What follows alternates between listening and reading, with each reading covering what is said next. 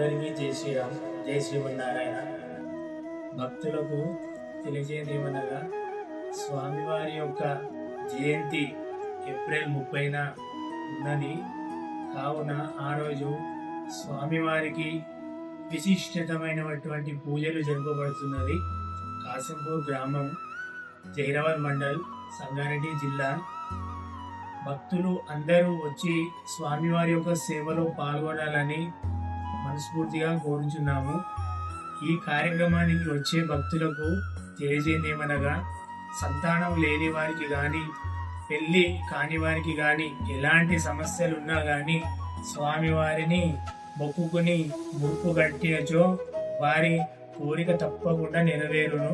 కాబట్టి ప్రతి ఒక్కరూ భక్తి శ్రద్ధలతో స్వామివారి దగ్గరికి వచ్చి దర్శించుకోగలరు.